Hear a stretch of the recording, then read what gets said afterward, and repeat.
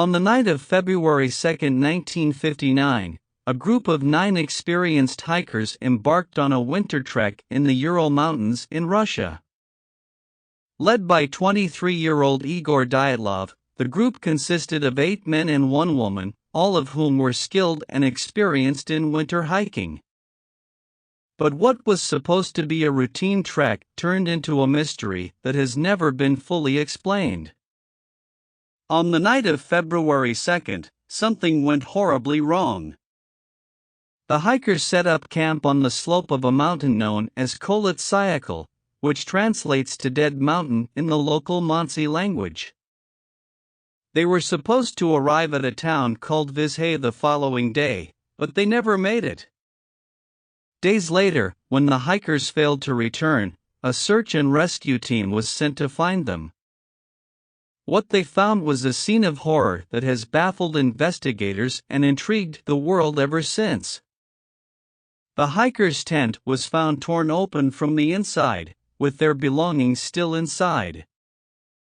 Footprints in the snow led away from the tent, and a trail of disturbed snow suggested that the hikers had fled in a panic. The hikers' tracks led down the slope of the mountain, toward a wooded area.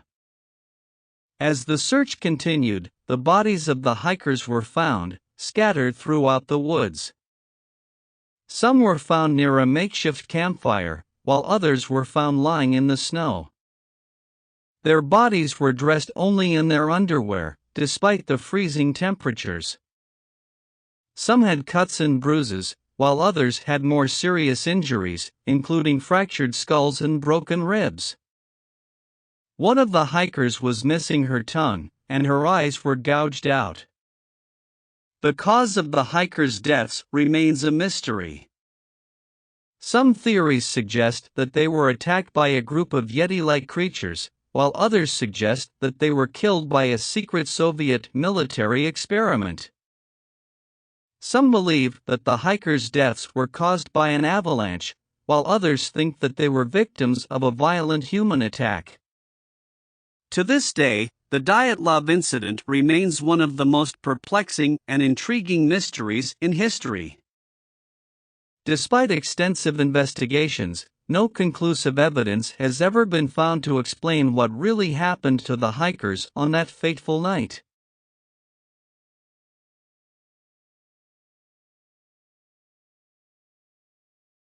The disappearance of the Sodder children. On Christmas Eve 1945, the Sodder family went to bed as usual in their home in Fayetteville, West Virginia. However, in the early hours of the morning, a fire broke out and quickly engulfed their home. The parents, George and Jenny Sodder, and 4 of their children managed to escape the blaze, but 5 of their children were unaccounted for and presumed dead. The Sodders were devastated by the loss of their children, but as time went on, they began to question the official story of what had happened. There were no human remains found in the rubble of their home, and the family began to believe that their children may have been kidnapped or taken by someone. The Sodders hired a private investigator to look into the case, and he found several pieces of evidence that suggested foul play. A bus driver reported seeing people throwing fireballs at the house just before the fire started, and a woman claimed to have seen the missing children in a car that night. Over the years, the Sodders continued to search for their children, and they received several strange and taunting letters, including one that claimed the children were alive and well but living in a different state. The case remains unsolved to this day, and the fate of the 5 missing Sodder children remains a mystery.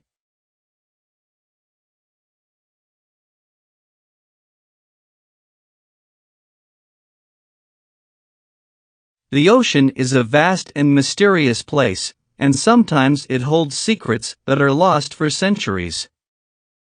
One such mystery was discovered off the coast of Japan in the 1990s.